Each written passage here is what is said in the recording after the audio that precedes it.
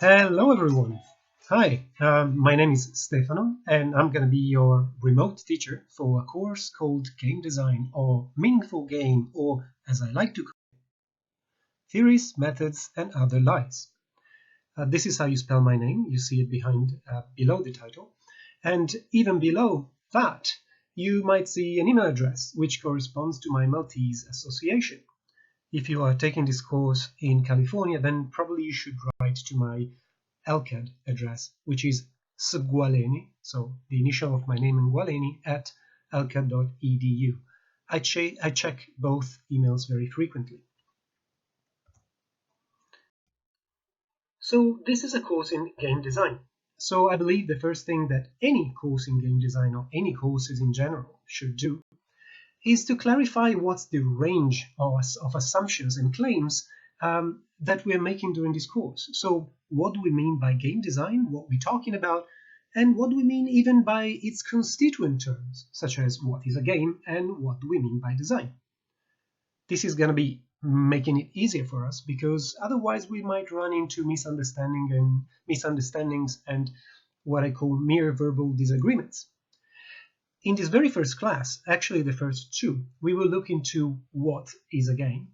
And by class 3 or 4, we would also look into what is this process that we call design and what components are part of it and what is expected of us as game designers. Now, and so what is a game? I would like to start the course on this question. What constitutes a game? What do we call a game?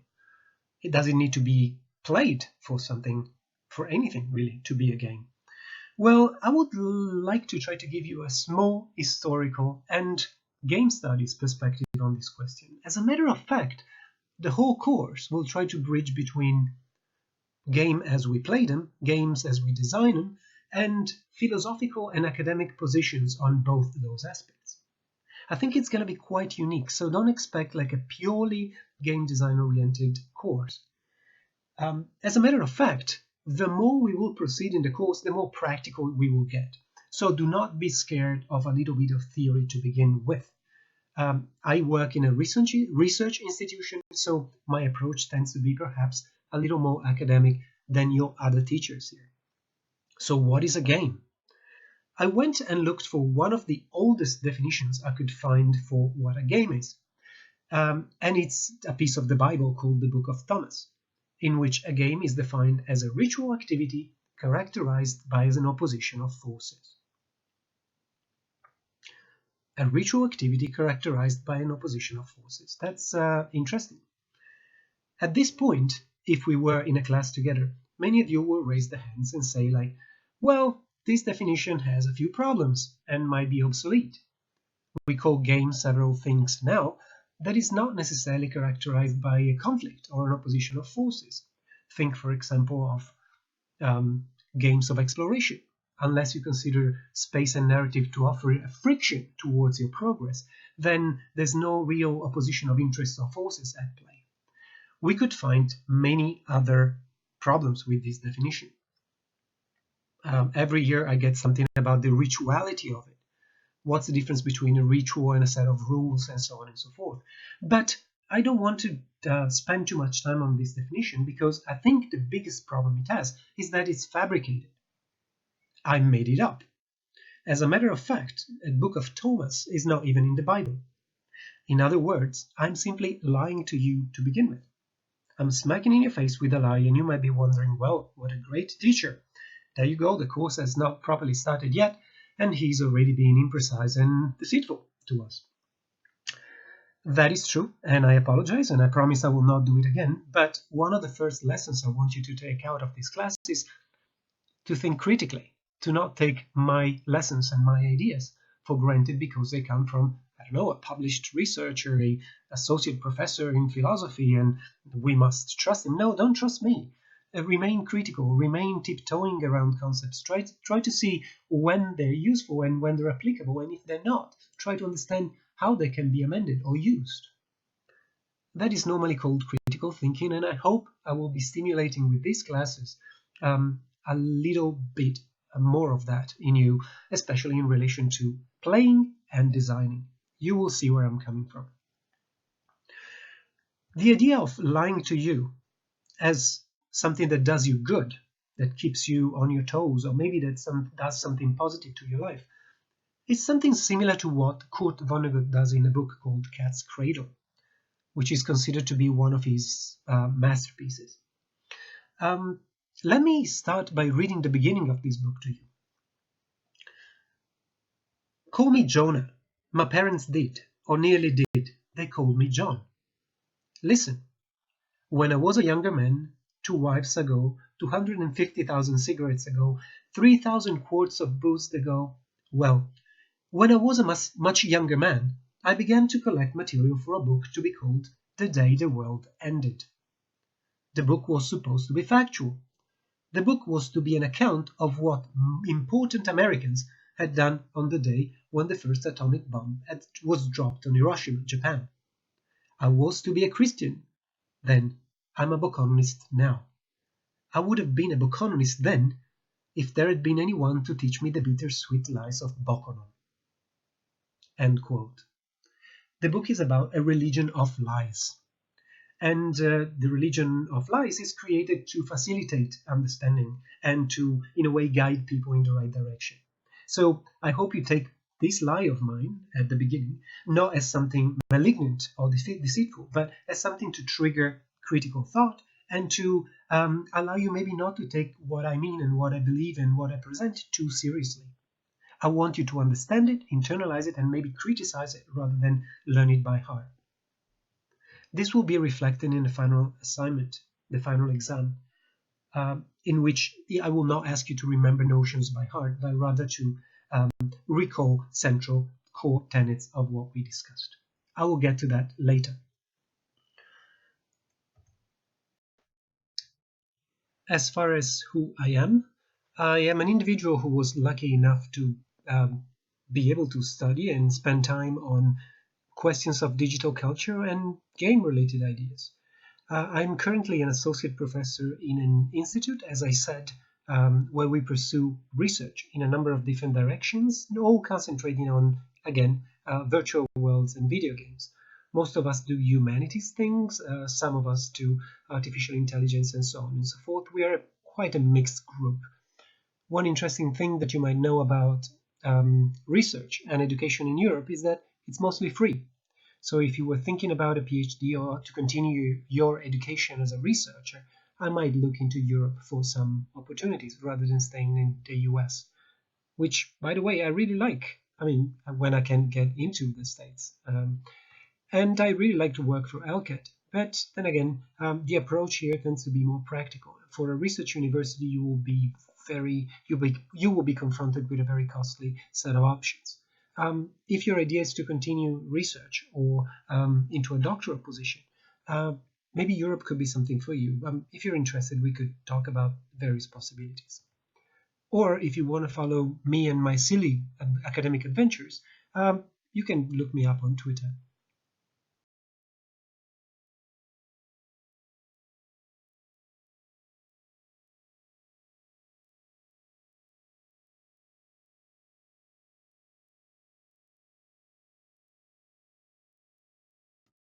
In case you didn't know, this is where Malta is at, in the small circle. It's almost in the middle of the sea, and it's kind of a very weird place to live. I'm originally from Italy, though. So I have a master's in architecture, a master's in fine arts, and a PhD in philosophy from a Dutch university. In other words, I've been around the block, academically speaking. But what I wanted to focus upon is my career as a game designer. Because, well, I've been on both sides of this battlefield, which is the digital humanities and digital culture. I started off when I was 15 to publish my first game on the Amiga 500, which many of you probably do not even remember. Then I worked on many other games that you might have seen or you might have played in case you lived in Europe. They were not very popular across the sea. Some other games that you might have hated in the past in case you played them. And I also helped a Dutch team called Play Logic to work on a quirky game called Fairy Tale Fights, and the guys at Giant Sparrow to produce their beautiful The Unfinished Swan. Just a little bit of help. I think they saw this as connected as I do. As a matter of fact, I think you already understand it. I try to join and see very little difference in this cultural field, which is the production of virtual worlds and the production of thoughts, in my opinion, and in my research, and also in my teaching, very closely related to one another. In particular, in my research, I try to show how video games can, in a way, be an opportunity to redigest and rethink our philosophical past, but also an opportunity to give rise to new ideas that could not be possible had we not invented a medium that is digital and interactive. I've written extensively about it in academia. I have a book out. I participate to other people's books, such as this one, that one, this one, and there's another one in the works as I am speaking. We sent a proposal in today. It's always about existence in digital world. So all of that to let you know that more or less I know what I'm talking about, both from the practical side and from the theoretical one. And I'm hoping to, in a way, disclose the possibility to understand games as both things, as fun things and as cultural artifacts and manifestations of our thought, and give you the chance to work with these hidden dimensions. So I hope by this point you trust me. This is my address, this is my name. I propose a very bizarre, culturally drenched course, and normally, if we were in class, I would ask you to raise hands to ask questions about where we're going with this and if you want to know something else about me, but I guess this is not possible in this video. We will have an occasion to talk though. I think we already scheduled one, didn't we? And so let's get started. This is episode 1, our very first class, and the title of this class is Formalities and Formalisms. Are you ready to start? Well, this would be a good time to grab a sandwich or some popcorn and a drink maybe before we start. So maybe pause it for a second and take it easy because we are going deep into content as soon as this slide is over.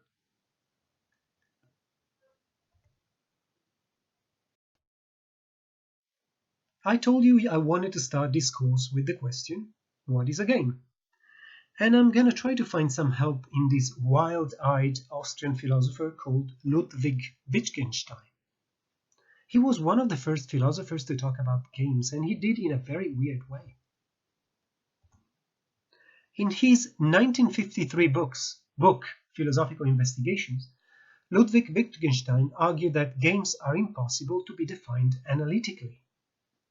He says it's impossible to define them analytically. Which begs the question, if you didn't study philosophy, of what an analytical definition is.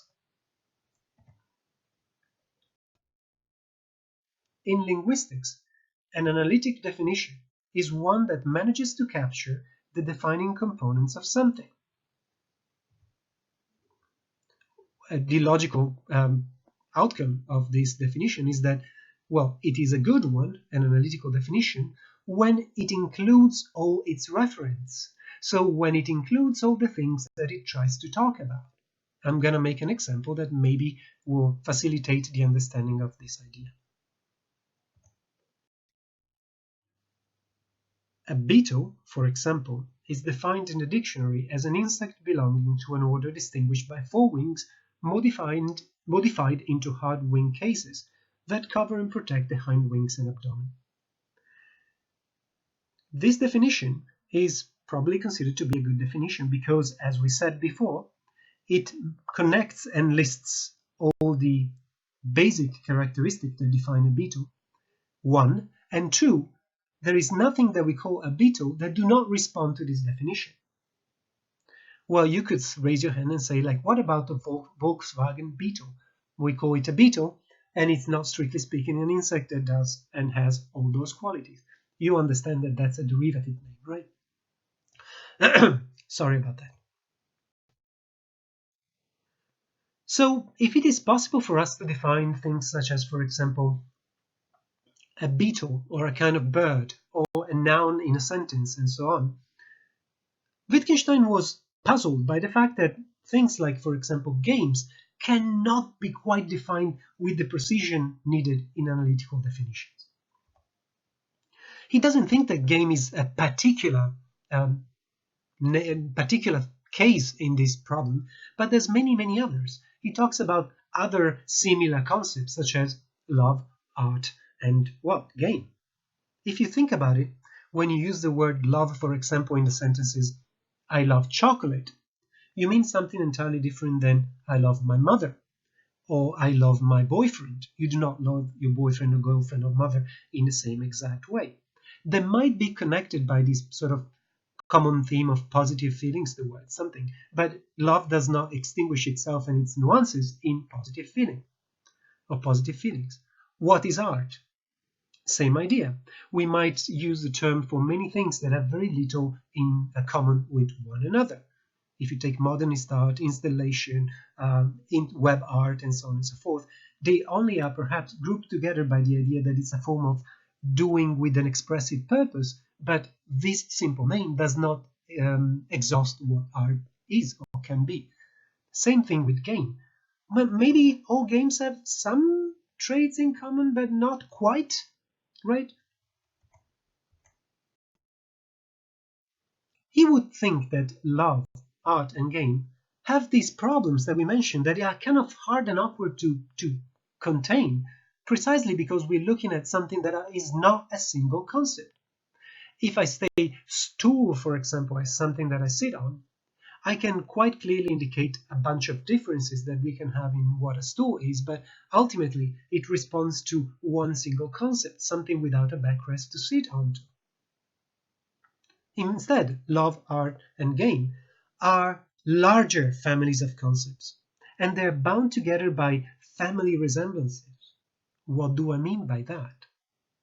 Many things that we call games look like one another or share one or two characteristics with one another. The thing with games, art, and love is that, and that's the problem that Ludwig Wittgenstein was having, is that there is none one core defining feature or set of core defining features that is present throughout the set. So if we look at love, there are many things that we call love, many things have things in common, but there's no unique characteristic of set of characteristics that run throughout the system, that all the system's elements have. As a result, any analytical definition that we try to propose will only frame a fraction or a subgroup of what we originally aimed to define. What Wittgenstein is worried about is that whatever definition we find of love, of game, or art, there's going to be something, or some game, or some piece of art that are going to be outside of our definition, and we still can call it art. Meaning that, wow, the definition for those things is non-complete. So if we're facing the problem of non-completeness, of vagueness, of some fringe elements being left out of a definition, how are we as students, as scholars, to define a game? So we know to begin with that it's a task that is bound to fail. So Wittgenstein comes to the help and suggests to simply accept that language it's a mess. It's imperfect, it's ambiguous, and it's always shifting with culture and history. We're not even using language now as we did, say, 100 years ago. So at the end of his career, Wittgenstein, after trying and trying and trying to purify language and to fix this terrible mess which it is, said, well, maybe we can just accept that we use language in a certain way and it's imperfect, but there's no way of fixing it. Let's just be happy with what is normally called a nominal perspective. So let's just take these words at face value. We understand what they mean. Let's not raise a fuss about this. From that perspective, a game is whatever artifact or idea which a society commonly identifies as a game. As easy as that. It's almost like a circular argument, right? It is a game where people accept it is. That's it. Let's take, for example, the game of checkers. The game of checkers is normally considered to be a game, like we normally call it a game, and it's characterized by a starting condition, a win condition, and some materials that were devised just for the purpose of playing those games. Clearly, the board also comes with boundaries, and to move the pieces, we are subject to certain rules, right? However, we also called hide and seek a game. In this case, rules are a lot looser, and there's no material that is specifically produced to play this game. As a matter of fact, any environment of large enough and complex enough qualities can serve as a playfield for hide and seek. Philosopher Jean Baudrillard talks about seduction, so the idea of drawing or attracting somebody to you, as a sort of a game because it requires skill and strategy to gain a position of advantage over somebody else. By the same tone, also Game of Thrones we can understand as a game because precisely it implies that you might want to use cunning and strategy to get in a position which is considered to be advantageous, in this case sitting on the throne of space. So we are talking about what a game is nominally at the moment, so in a way which is vague and subject to popular understanding. If we take a game nominally, we normally refer to a game as something fun, something that might involve materials or not, some counting or not, some prediction, maybe some physical skills or sleight of hand, maybe. In those senses, like many things are games, such as, I don't know, bridge, for example. By the way, I play bridge competitively. Or soccer.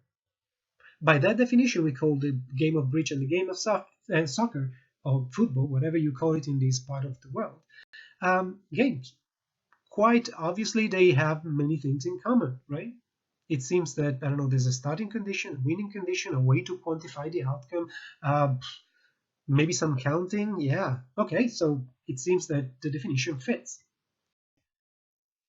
But it also fits for things that are serious as opposed to non-serious. Think about gambling. I mean, your life and your career might be on the line when you do this. Think about professional sports player. Are they playing the sport as if it were a game, or is that a profession? Can a game be a profession? Also, if you are from Mexico or have been to Mexico, in all of Mesoamerica, so that Central American area, the local cultures developed games with balls. In this case, like they were like rubber balls. Normally, I think they were playing with one or two at the same time, which had ritual purposes. And it's not clear by the documents, but it appears that the winning team would be glorified by being sacrificed after victory. So could we call it a game, even if it is probably not so fun and not so unserious? Rock, paper, scissors. Again, there's no skills involved, although, yeah, you might look on some YouTube videos about how to get slight advantages when you play. Maybe it involves some prediction. I would question whether it is something fun. Anyway, like something silly like rock, paper, scissors and ritual games in which you risk your life or your career. Well, we all call those games. Isn't it confusing? We are actually calling games a wide plethora of things, ideas, activities that seem to have very little in common with one another. Let's see some specific cases here. The picture you're looking at here is of a researcher called Espen Aarseth, who's one of the founding fathers of game studies in Northern Europe. He's a Norwegian living in Denmark, and he's also a friend of ours in our department. In one of his early texts, Aarseth talks about games as facilitators that structure player behavior, and whose main purpose is enjoyment. You see, what he's trying to do here is not give a complete analytical definition, but a broad one that can be in a way agreed with by most speakers of that language. The problem here is that, of course, if you take that definition, things such as a doll can be a game. It's a facilitator of certain player behaviors, absolutely. Or a merry-go-round. Are you willing to call these kind of things, a doll and a merry-go-round, games? It might have been easier to call them like perhaps a toy, the first one, and perhaps an attraction, or I don't know, festive activity, the second one. I don't know, like I would think it's weird to call these two things games.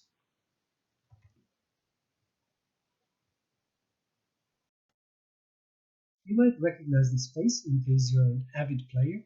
This is the face of Sid Meier, legendary designer known for games such as Civilization and Pirates, for example. He is also famous for having provided one of the most visible nominal definitions for what a game is. According to Sid Meier, a game is a series of interesting choices. I love that definition because it's very, very simple and capturing all of the possible scenarios, but maybe capturing a bit too much. Because if you take that definition, even going for shopping is a game, right? Or deciding what course you pick for your university might be game-like. Well, that's questionable, right? We pass on to another person offering famously a nominal definition of game. I hope you remember now that when I say nominal, I mean this is not trying to capture everything. This is not trying to break the object of interest down into minute, precise components. It's not trying to cover necessarily the entirety of the field, but it's trying to give like a popular account of what games are in this case. And he called it something like a closed formal system that represents a subset of reality in one of his books. Super interesting, super nice definition. When we say a formal system, we talk about a system made of entities and defining rules that define the behaviors of these entities. It's a term that we take from mathematics. I like that definition because it already puts you in a sort of like, well, we're in an artificial setting that we set up for ourselves, and it has some degree of connection with a certain reality outside of this limited, self-contained environment. At the same time, we could say that theory, as understood in academia, is precisely that. So are we playing when we write theory and we try to understand the world, ourselves, and our relationship with one another? Again, maybe the answer is yes, but I'm not very satisfied to start a course on game design with this definition. It's too vague and open to a number of exceptions and activities that are perhaps not so gameful.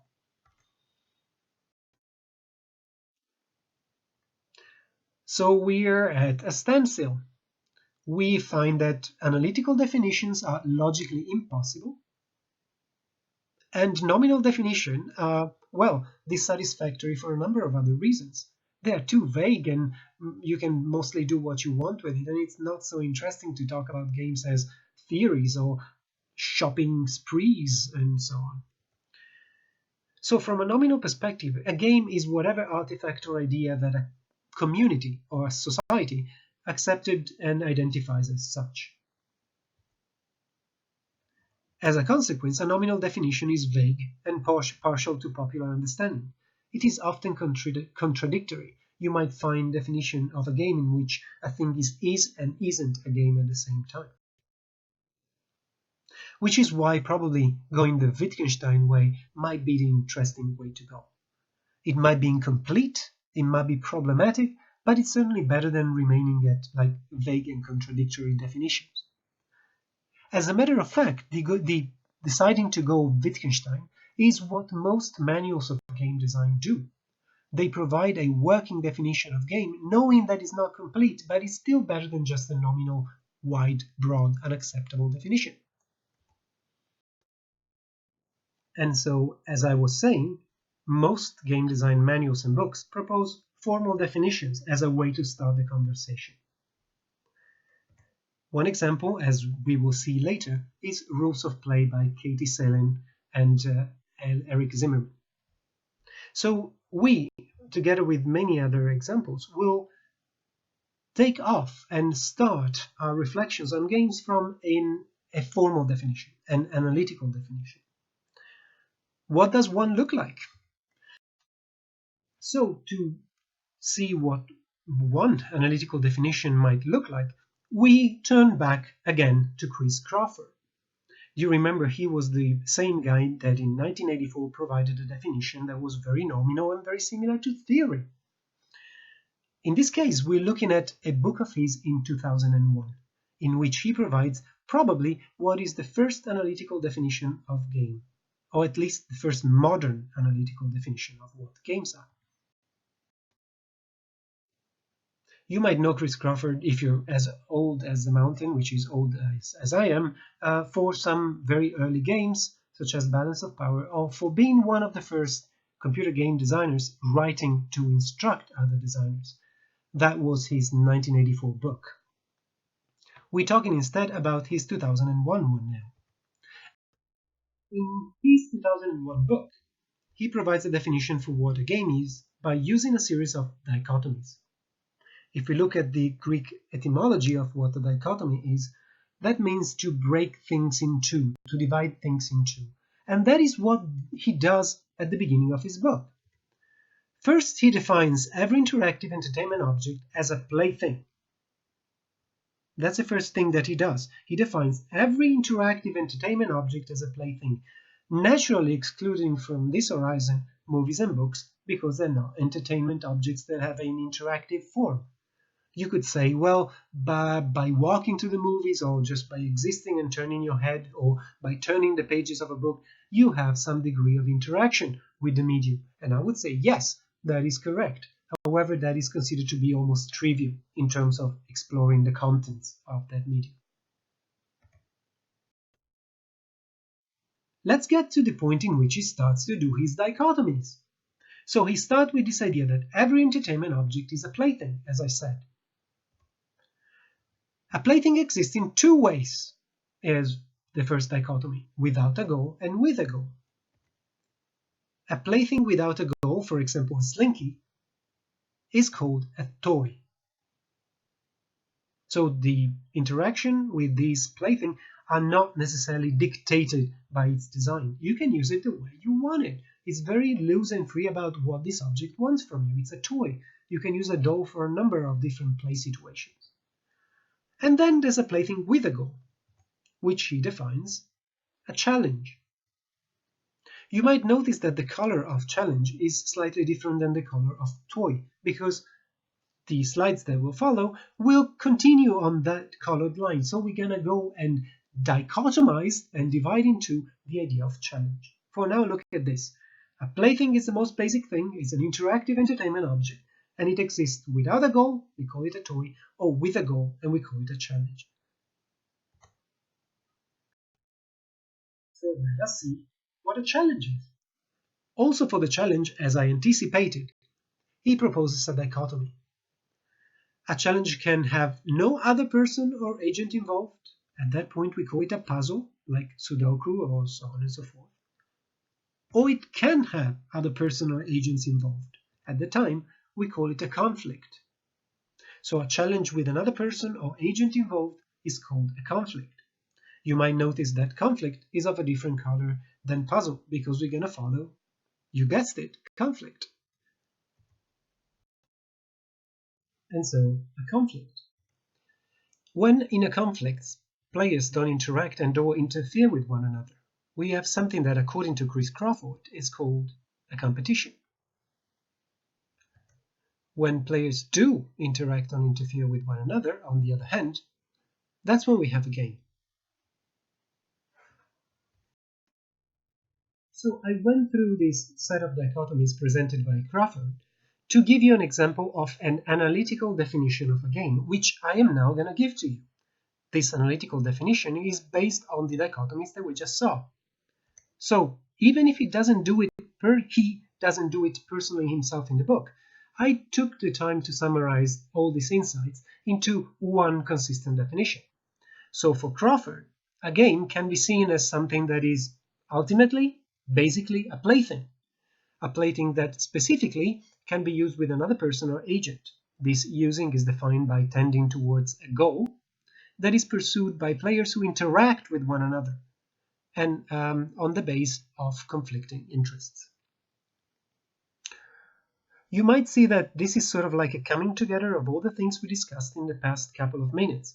And you might also notice that I put the kind of key elements, we could call analytical elements, the formal elements of what a game is, in a slightly blue hue, right? We have people and agents, players, if you will, a goal, the possibility for them to negotiate and interact their actions tending to these goals.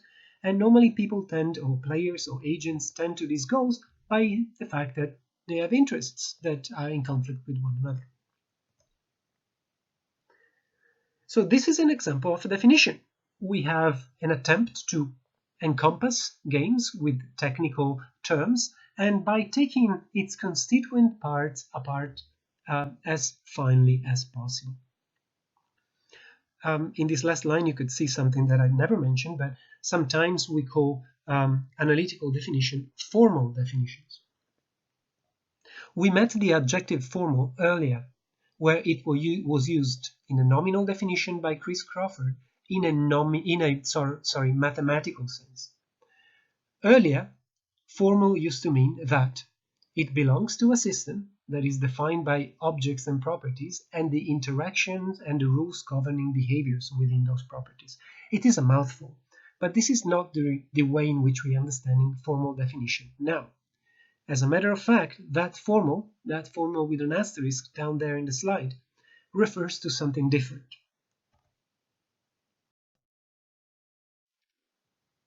It refers to aesthetic formalism, not mathematical formalism.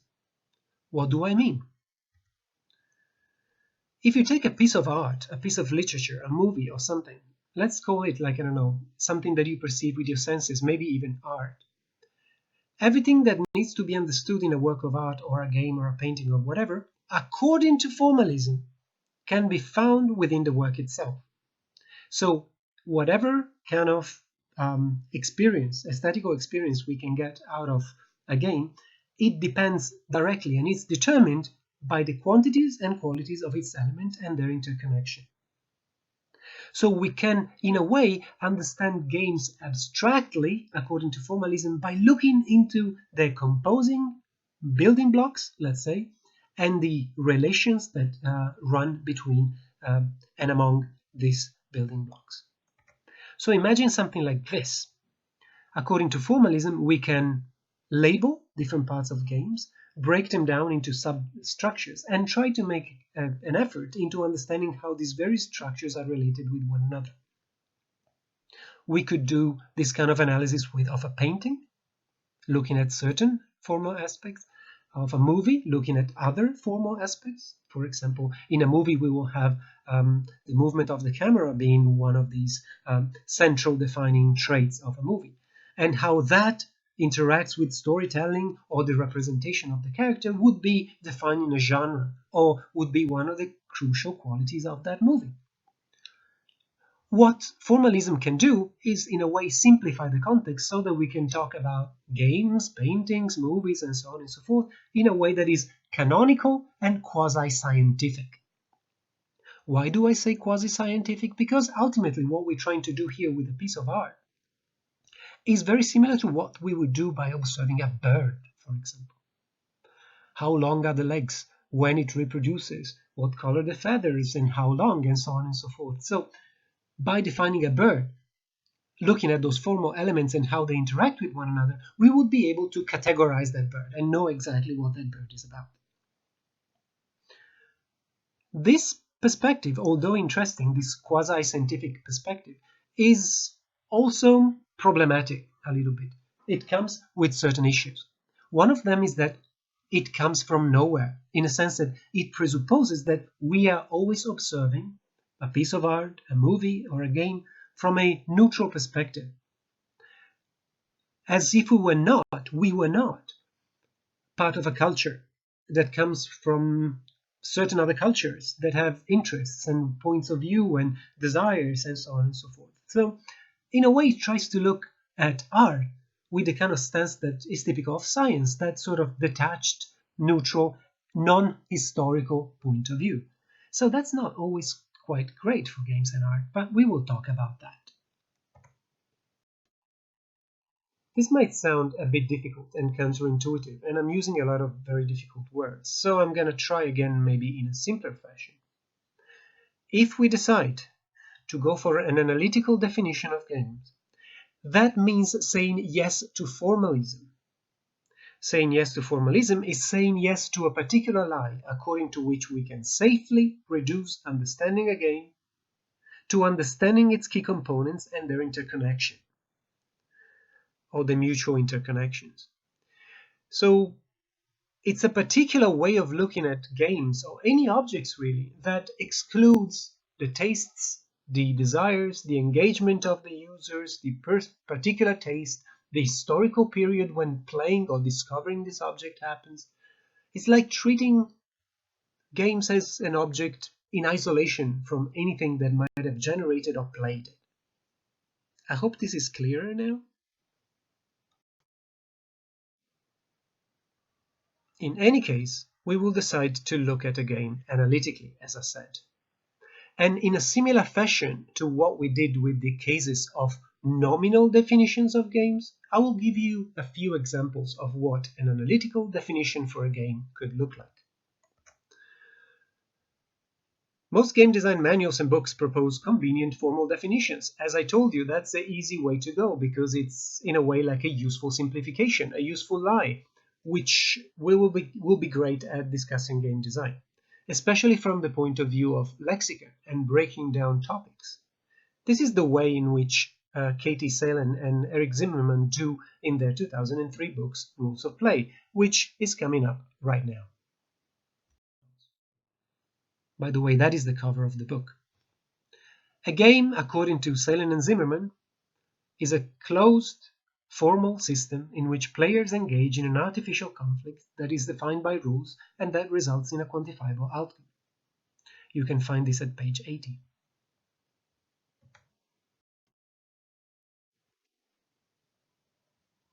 If we decide to take a formal definition on games, what we're doing is accepting a certain lie about what games are. As we mentioned before, an analytical definition will never be perfect. It will always exclude certain things and will impose a certain point of view of whoever decides to take it. Some would say it's a harmless untruth, but we need to be aware that every definition is, by definition, a lie. If we were to look into this particular kind of lie about what games are, what could we identify as the analytical elements or formal elements of what a game is? According to this definition, which is the one we just saw, an analytical definition by Zimmerman and Salen, we could see that I highlighted some words in blue. Those words in blue would be those core elements. A game needs to have players. They need to engage in a conflict. This conflict does not happen or just not develop randomly, but it's in a way formally bounded by rules. And to be a game, it needs to result in a quantifiable outcome. By quantifiable here, I do not mean that there needs to be a number attached to a victory, but we should be able, in general, to distinguish who won, who lost, or whether the game was tied.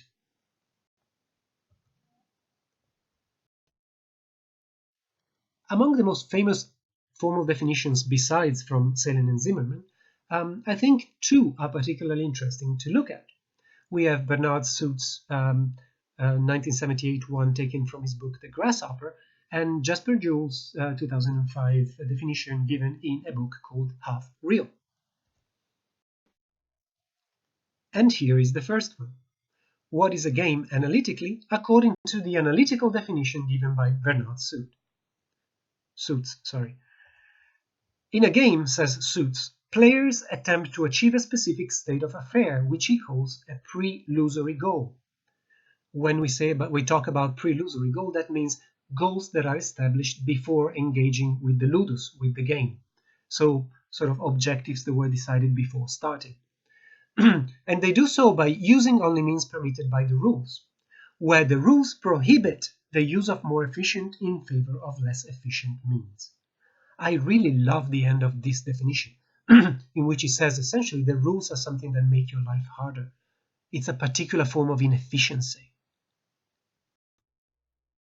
Take golf, for example. Bernard Suits says, we would have no golf and nothing to talk about in terms of the struggle, the skills, the narrative that goes on in a game of golf if golf were easy. If we were to just walk to, say, the hole and put the ball in with our hands, the game would not be so interesting, would it? I think actually Bernard Suits thinks that golf is particularly interesting as a sport and a particularly successful one because it happens under such restraining circumstances. The rules are so bizarre and awkward that it makes trying to do that particularly interesting. There was somebody, oh, it's going to be in a video that I'm going to post, who calls, for example, a golf game a nice walk spoiled. But we will get to that later.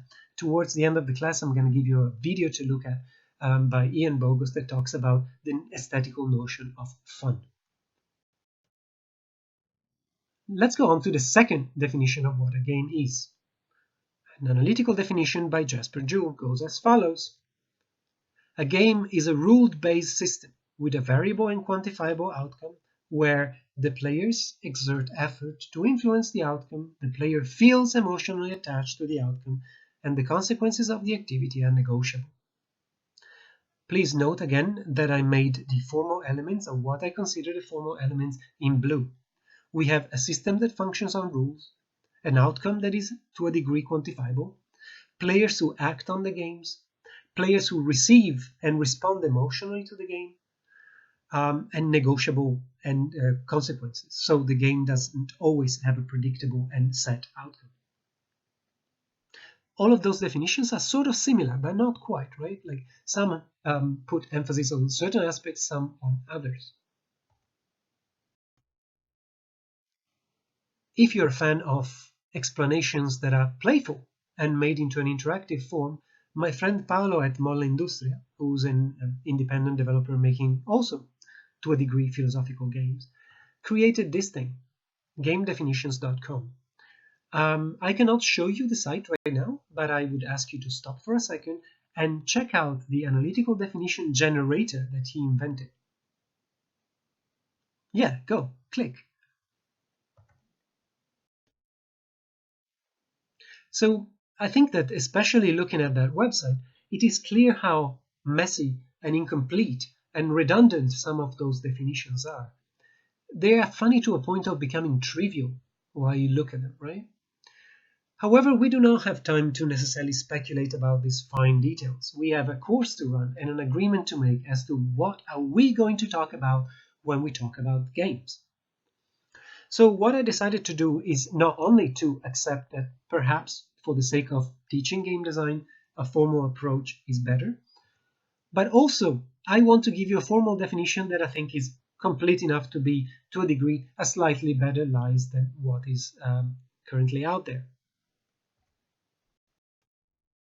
I'm going to use one that I propose, but by no means I do not think that it's necessarily like final or beautiful or complete or perfect. Just use it as a handy tool to use, well aware that it's an incomplete tool and largely, again, a lie. This is the definition. A game is an interactive system in which one or more players pursue goals and engage in conflicts. These conflicts are defined by rules and boundaries and arise from the scarcity of resources. A game is in essence a feedback machine that largely communicates with its players by means of the aesthetic quantification of its outcomes. Take some time to look at this. Once again, what I consider the formal elements are highlighted in blue. What we're going to do in this course is, class after class, focus on a meaning and design perspective on each and every one of those formal elements. 1 week or one class, we're going to be talking about the quality of players and who are our players and how to relate to our players. Then we will do the same with goals and boundaries and resources and outcomes and so on and so forth. Would you like to take a small break now? This was kind of heavy and very, literary, theoretical. Please don't be scared, because as I told you, I just need to build a solid enough a foundation so that we can move to practical stuff. I promise you a funner second half, okay?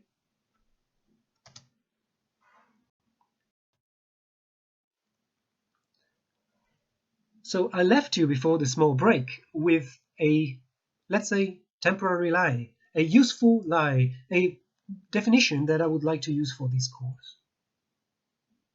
I hope you had time to look into it, make notes. Maybe you have some disagreements or something that you would like to see in a analytical definition, and maybe we can talk about it in our upcoming meeting, which is, I suppose that for the course I'm recording this, it's going to be on Thursday at noon. In the specific context of game studies, the perspective that I just proposed, the idea that you can formally define a video game and treat it like I don't know, a bird or a matter of scientific observation, is called ludology. Ludology. In case you have studied any other languages apart from English, you might recognize several roots in this word that you might know. For example, we have ludus, which is a Latin word indicating games, sports, and festival, in general, playful activities. And you have logos, which is a Greek word indicating a rational discussion over something. Logos is like thinking about something in a systematic manner, let's say. So the game studies perspective, according to which games are systems, then can be understood formally, as I just said, and thus not historically, is called ludology.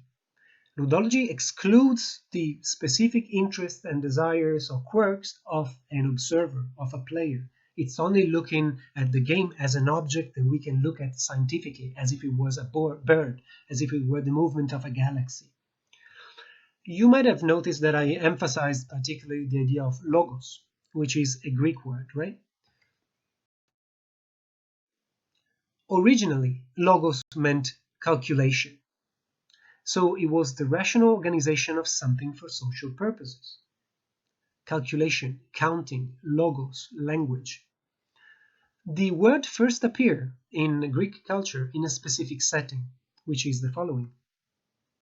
It was used for agriculture. We would use logos to plan the agricultural production, to subdivide fields, to plant in a particular period of the year. So it was the application of rationality to a certain task. We started with this logos approach to nature and everything, really, and I will explain that in a second, in a phase of human evolution which is called the Neolithic Age. This happened to be about 10,000 years ago. It's a long period, but more or less in that vicinity. What happened in this period is nicely summarized in this picture. I'm sorry, I needed to cough. And we see several things in this picture. We see, for example, the domestication of animals, the fact that they do live stanchially. Mankind stopped being a nomadic culture that lived out of collecting and hunting, but they started to live off a set of activities that were stanchial, that would happen on the same territory. During the Neolithic Age, we started to notice the way in which plants behave during seasons, and understanding when to plant and when to reap, and, for example, how to preserve material when, for example, we needed to eat vegetables over winter, which led to the construction of the first tools for cooking and preserving, including the kind of clay containers that you see here. We started to develop tools to work the ground, to work wood, to train animals, to reap and preserve materials.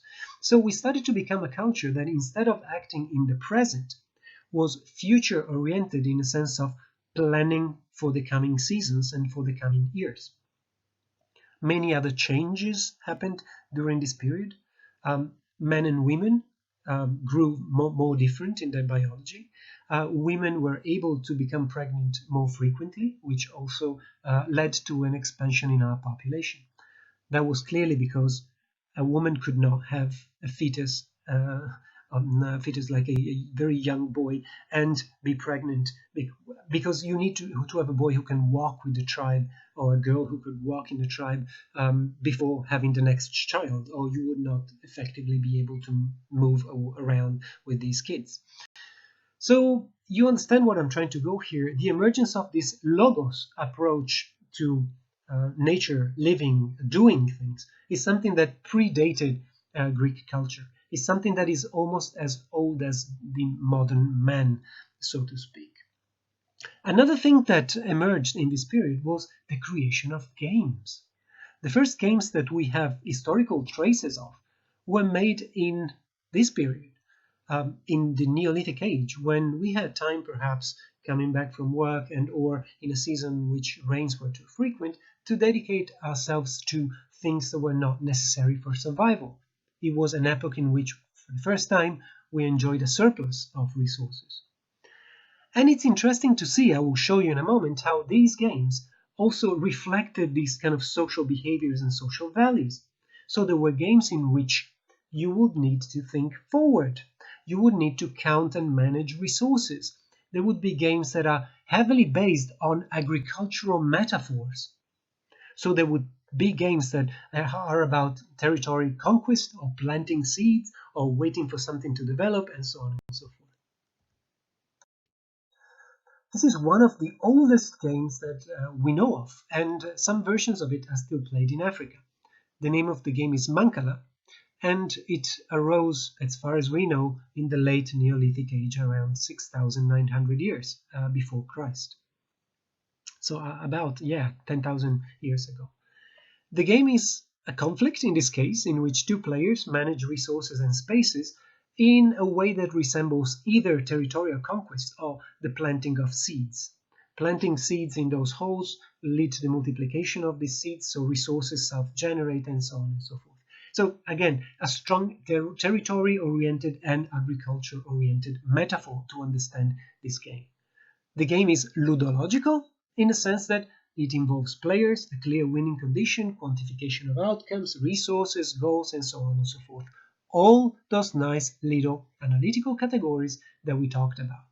I think this should be clear for you now why I call this like a ludological game. It is a game that can be analyzed according to those analytical categories that we discussed.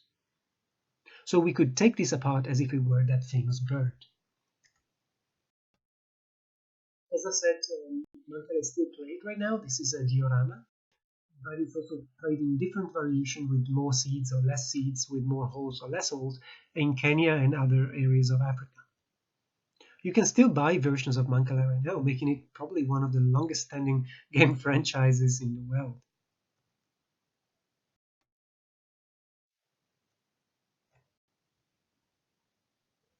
So I propose you this definition.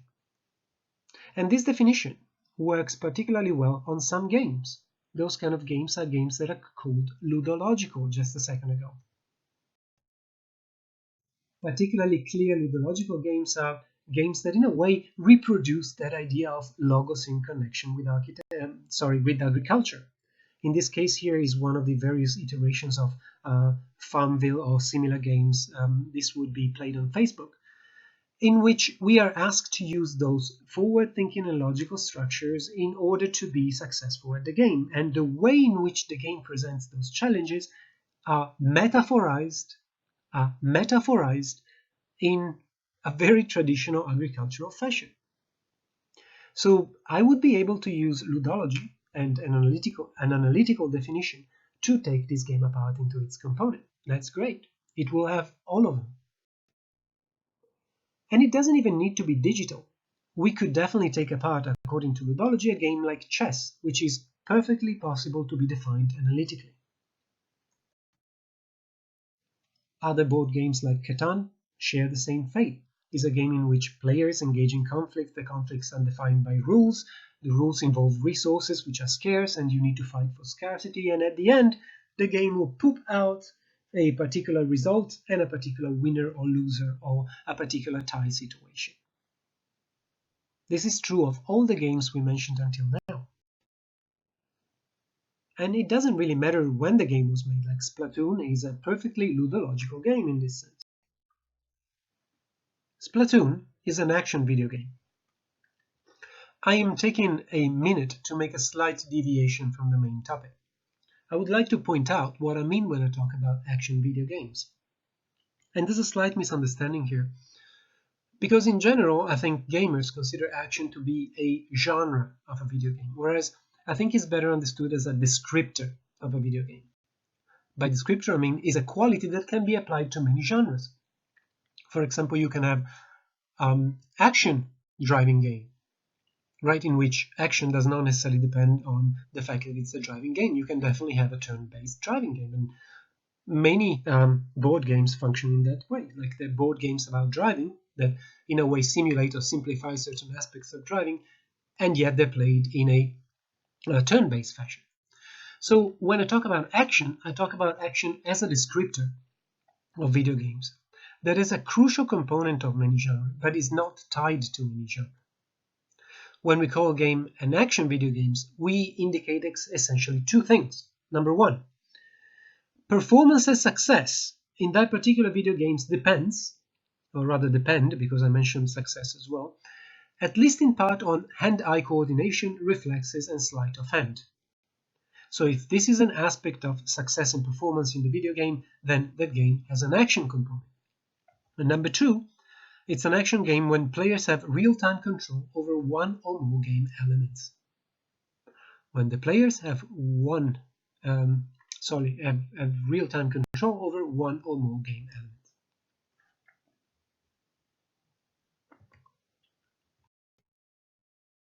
There are many video games who are non-action in nature. When a game does not offer action, its interactive possibilities can be 1. Turn-based. So the players simulate simultaneity of action by instead taking turns so that they can also update the state of the system in between the turns. Many board games are not adaptable enough to be able to be updated in real time when the players are thinking and playing, meaning that they simplify synchronicity by dividing them into discrete turns. Chess, checkers, essentially every tabletop or card game you can think of, with very few exceptions. The game can also be a hybrid kind of game. For example, games in which within your turn you need to perform a certain number of actions. One example could be Chrono Trigger or Eternal Sonata by Tree Crescendo. So a turn structure is maintained, but within the turn you're asked to play an action kind of set of activities or game. And the third possibility is zero-player games, which is something that I will not discuss right now because it's going to be in today's readings, and we will probably talk about them in our meeting on Thursday. So I would ask you for, as your homework, among other things that I will list later, to read a paper called Zero-Player Games. So those are the three possibilities for video games not to be action-based. It can be turn-based, it can be a hybrid kind of game, or it can be a zero-player game. As I was saying, a ludological approach and analytical approach work very well in defining what chess is, or action games that are based on quantities, players, conflicts, and resources. Sport is fantastic for ludology. All the sports are perfectly possible to be analyzed according to that definition and taken apart according to those categories. Whether they're in computers or in real life, sports do not matter. They tend to follow very similar formal structures. This was a nice picture to show that maybe there is a difference between computer sports and real sports.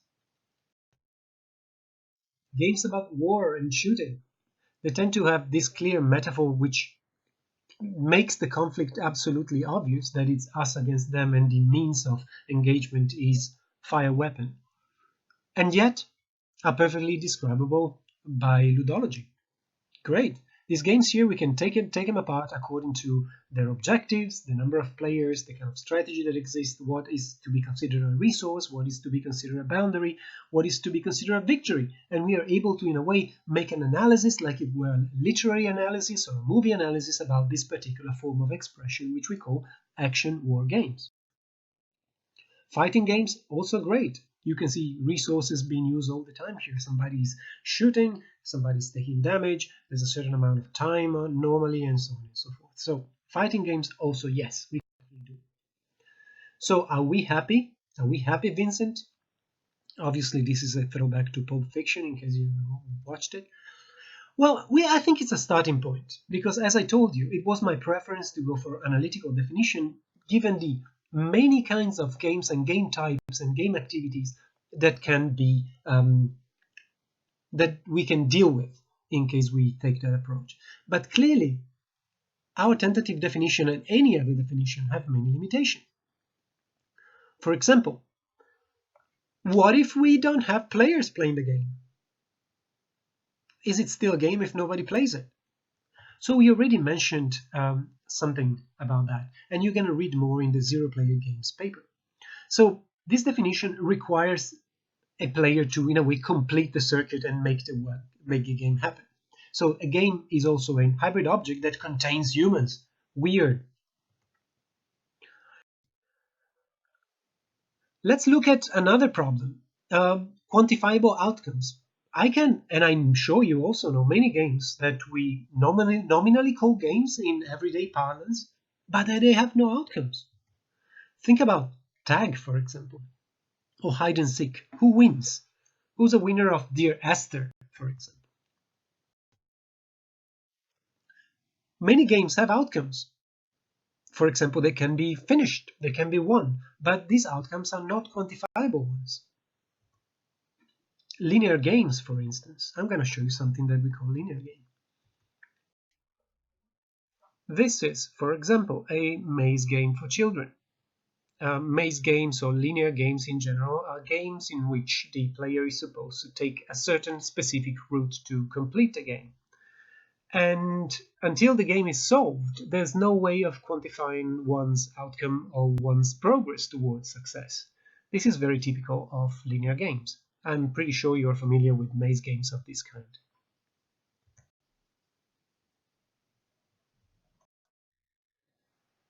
A similar relationship with the quantification of outcomes can be found in puzzle games or, for example, in solitaires, so to speak.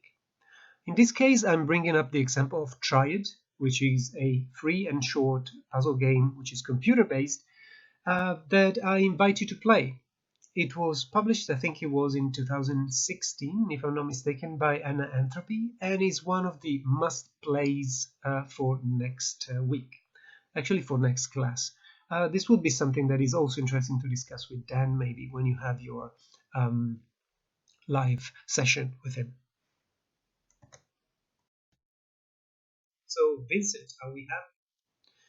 Well, there are many other problems with the definition that we took, and the particular way in which it restricts what we understand as games.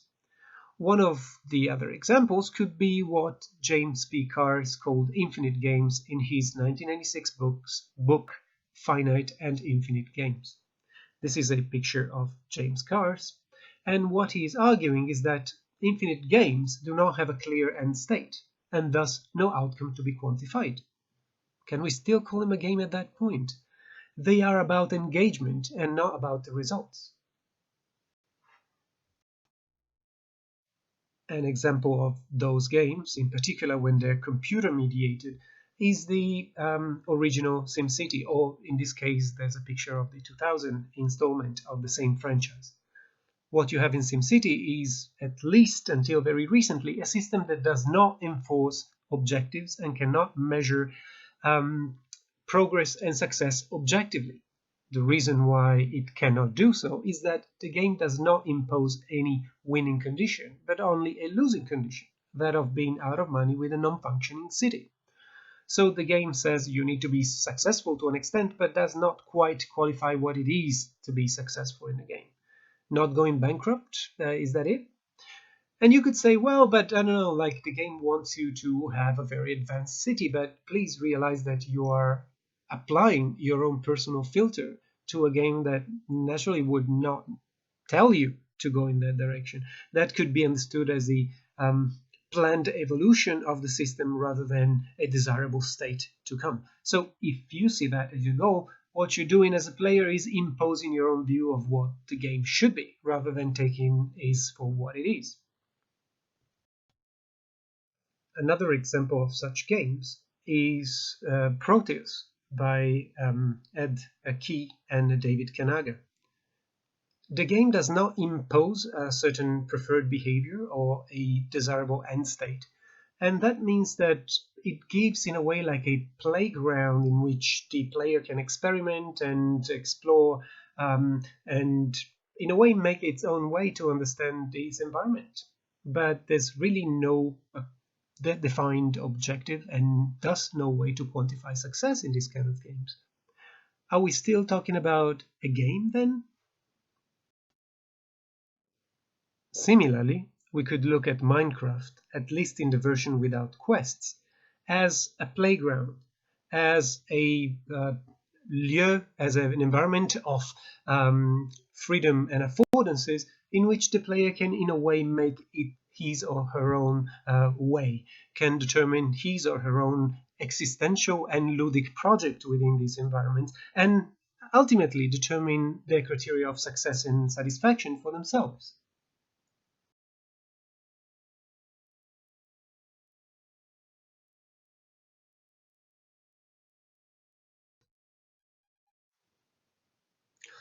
I want to list some other problems with the formal approach we decided to take. Actually, I decided to take, and you, in a way, are nodding away at your home.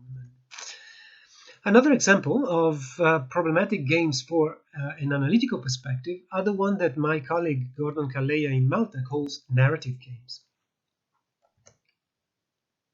According to Gordon, whom you see in this glorious picture of his, mostly have an end state, but cannot be said to have a quantifiable outcome.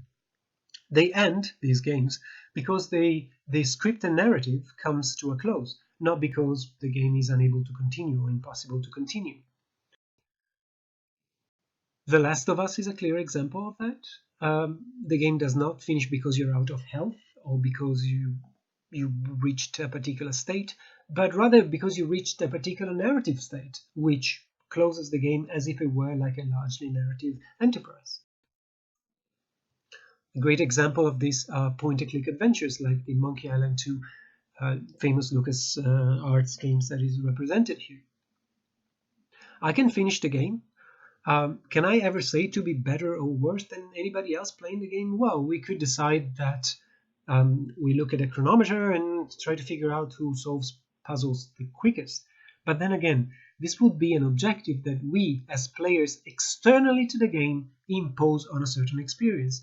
It is not something that the game is built for and features necessarily.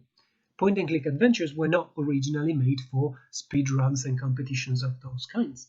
We could argue whether they're made for it, but certainly the game does not explicitly force you into any kind of speedrunning / performance-oriented behavior. We could say the same about various games by Quantic Dream, such as Heavy Rain or what was the latest one? Detroit Become Human, and so on and so forth. The game finished because a narrative arc is finished, not because of depletion of resources or overwhelming victory by one of the two or the more parties involved. The already mentioned Dear Esther is an exploration game about reconstructing a narrative by walking through landscapes. It finishes, when you found enough to actually figure out what happened, and not really because, again, the game is exhausted in any other way. Among the Let's Play that I propose for next class, next to Try It by Anna Entropy, which I already mentioned, is a game called Little Party. I am taking this game and I'm asking you to play it to look at two things in particular. One, how they managed to have a 3D environment that is controlled as if it were a 2D environment. And second, well, we were just talking about it. Essentially, it's a good example of a narrative game in which almost nothing happens and a game comes to a close when the narrative arc is ultimately completed. So, Vincent, are we happy? Well, there are still more troubling things to talk about when it comes to looking at an analytical definition of games and what it covers and what it doesn't cover. There are games like Dungeons and Dragons, Advanced Dungeons and Dragons, Fate, but also video games such as Fallout, Skyrim, and so on and so forth, where areas of finite gameplay and areas of infinite gameplay coexist. For example, in Dungeons and Dragons, you would have infinite games in a sense that the narration could continue forever, and it's about the emergence of interesting situation and the relationship between the characters. But when we get, for example, into a fighting scene or fighting scenario, then rules apply that are closer to the ones of ludology. At that point, we can tell necessarily like that it's a formal system of quantities and possibilities. There's going to be a victor out of this conflict or somebody who manages to flee. So finite games are very similar to what we defined as analytical games. So games that are defined by rules, boundary, conflicts, players that try to engage into a competition of kind, and eventually the game poops out, as I said before, maybe clumsily, a result, which is player 1 is the winner, player 2 is the winner, nobody's the winner, or something similar to that. So there are games also that have that kind of ambiguity. Some parts of it are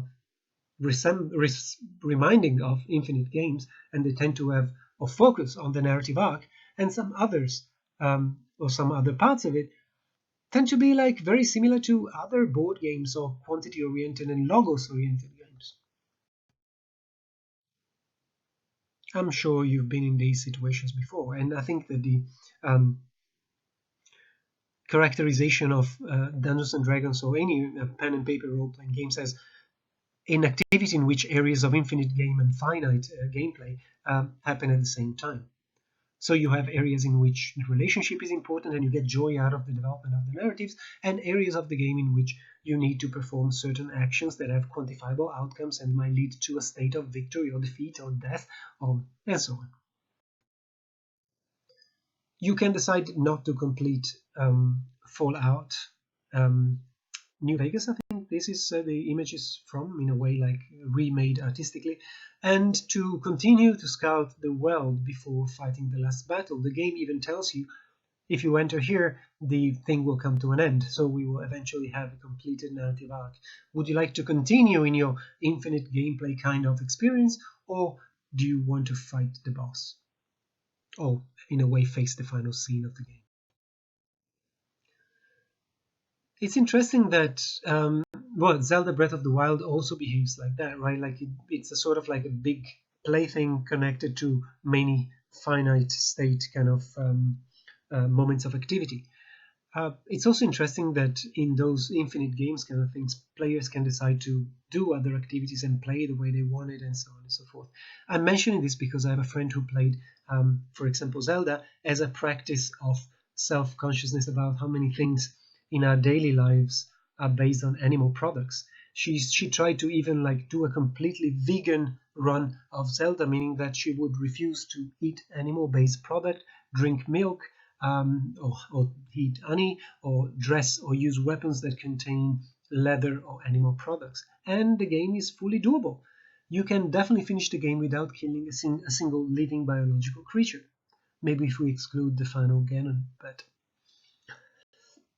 but that's it. I mean, it's just interesting that infinite kind of gameplay can make space for these kind of experiences. If you're interested in a paper coming out of this idea of doing vegan runs of Zelda Breath of the Wild, you can just ask me and you're going to have it. It's a very interesting perspective on player freedom and game flexibility. So I know this class today was very theoretical and very long and very heavy in concepts, and I ask you please to go through it twice before the next class so that there are no areas of uncertainty, and many of the things we discussed are hammered down to a point that you get it, or at least you get it in its completeness. If you decide not to do the second run of the class, at least I ask you to take this as a takeaway. We decided to take a formalistic, or rather pseudoscientific approach to games, and we decided to use this particular definition as the list of the evils. It's a particular lie that helps us understand video games and that we will use in this course one by one, looking at each formal element to try to understand how we design games and how games can mean through those design choices.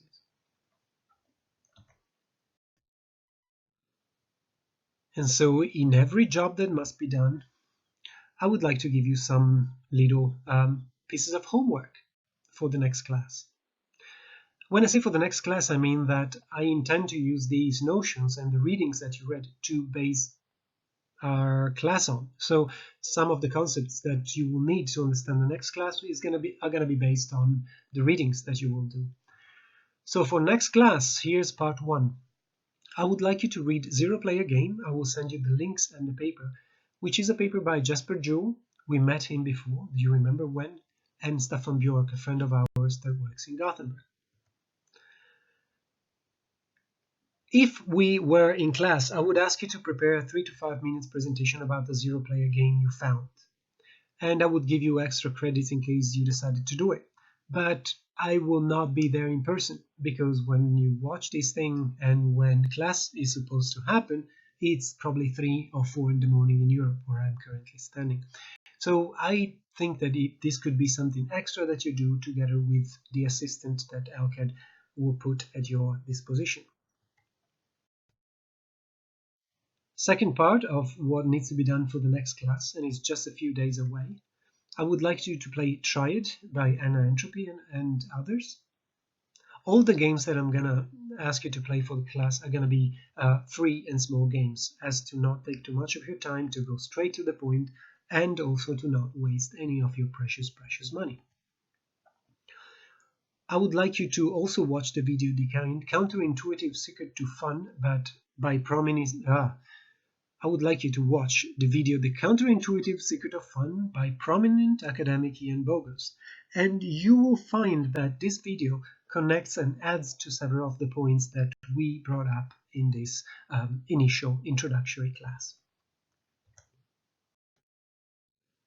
Talking about this video, it might be worth mentioning that this might be particularly useful when we talk about rules later on in the class. But for now, just look at it and take in what Ian Bogost has to say. I think it's a brilliant video to start a course with. Is this it? Is this all I'm asking you to do? Well, for now, kind of. But there's one more thing I would like you to ask, which in a normal class, meaning in a class where I'm physically present, constitutes a significant second half of the class.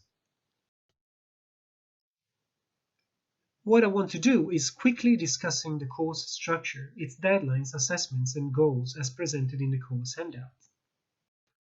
You should have received something similar to this one, which is the beginning of the syllabus, which is actually quite a big document, that I should have sent you together with the link to the video. The syllabus is long and wordy. I don't want you to read all of it, but at least the introduction and chapter number 1, which is about the first assignment, is something that I'm going to ask you to do. The reason why is that the assignment is going to be one of the focal points of the next class and is due in 3 classes time, meaning that kind of at the end of the week after the current one for you. This chapter 1 is called a concept document delivery. It's an assignment that will need to be individual. It will need to be handed in physically, but in this case, email would suffice, in the time where we're supposed to have class number 4. So I'm guessing it's going to be not the next Tuesday, but the one after that one.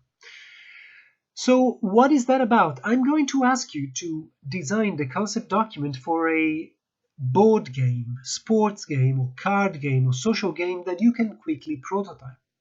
I'm not asking you to prototype it yet. I'm asking you for a game that can be easily prototyped. You will see that the focus will be explained in the next class. You probably don't know exactly what I mean by ludonarrative consistency, and especially you might not know already what I indicate as the meaningful theme for the year. Because not only you will need to do a concept document that follows the requirements that I will explain in the next class, but also it will need to try to do something other, or at least something on top of entertaining people that play it. It will need to illustrate a particular concept. And by concept, I mean a notion, a philosophical idea. And as we began with Wittgenstein, we will go back to Wittgenstein for the topic of this year. I would like you to start thinking of a game. In this case, let me repeat you. It's going to be a ludological game. So it's a game of logos. We talked about them extensively in this class. So we will need to have player, resources, outcomes, boundaries, and so on and so forth. That will need to centrally feature the notion of family resemblances. I mentioned this notion already when I said, like, yeah, it's kind of hard to define games because if we take many specimens of what a game is, they will show no consistent set of qualities running through the entirety of the set. I made another example here. Within a family, people often look like one another. They can be characteristically thin or stubborn or have dark hair and stumpy toes. However, not every member of the family possesses all those features. And if we consider also, I don't know, the dog or an adopted baby or the husband of my cousin, for example, they are not, strictly speaking, part of the same genetic pool, or they might not have been raised in the same way. Meaning that although we call them a family, there is not a set of traits that allows me to say exactly what defines those individuals as a family. The point of this idea is to show that there are cases and classes in which things cannot be grouped on the basis of their qualities. Now, what I want you to do, and please read chapter 1, is to start thinking of a game concept that illustrates this point, that makes this idea into something playable. So the player will not need to be informed literally that this is Wittgenstein idea, but he will need to understand this particular concept. That is, there are cases in which a set of things cannot be grouped on the basis of qualities, appears evident in how the game is played. It is difficult, and it's also difficult for you to understand what I mean exactly by a concept document, because I have not yet explained what I mean by that, strictly speaking. So instead of looking up what a concept document is, I would suggest you to do the two following things. 1. Read the syllabus. 2. Read the syllabus chapter 1. And 3. Try to get very, very familiar with the notion of family resemblance. In the next class, we will go into minute details of what I'm expecting in terms of a concept document, so it's okay if you don't know yet what it is and how to write one. But if you do the things that I'm asking you to do, you will be prepared to do it.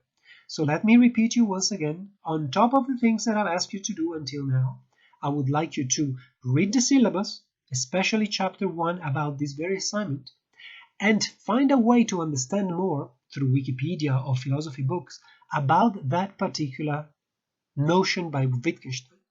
So I would like your concept document to be about a board game, a sport, a social game, a ludological game in any way that brings to the fore the idea of family resemblances as explained by Ludwig Wittgenstein. I hope this is clear. I'm challenging you with this. And I will give you a little hints and a little hint, and I will send you also, after the next class, examples of what I'm expecting to receive. The examples that I'm going to send you are going to be on different themes and not quite similar to what you need to deliver in terms of theme, but they will be quite similar in terms of structure, form, use of language, composition. So I hope this is clear enough for now. We will have another class together on Tuesday, and then we will meet and we will discuss your interrogatives, your doubts, your questions. I hope that the class was not too wordy and not too nerdy. I hope you understood, for example, what are games of logos and what it means to approach games analytically. There's a little summary about what the class was about that I will be sending you together with all the material that I already mentioned. Please note that I made the key topics in bold. No, actually, I think it's going to be capital letters. So you also might have a quick shortcut way of remembering what we discussed. I hope this class, which was initial and a bit shorter than the others, just an hour 30, was interesting for you and beneficial for you, and I hope that you start to get into a mood of treating games and games analysis seriously. Next class, we will start, as I promised, to go more into playable experiments and the practice of writing game documentation. For now, that is all. I am in Belgium at the moment, and I will be traveling to Italy in the next days, and I will record the new class from there. I am just a couple of days ahead of you guys. I hope you're doing fine, and I hope this was satisfactory for now. Talk to Dan, talk to Sandy, and you will receive my next class soon. Goodbye for now. Ciao.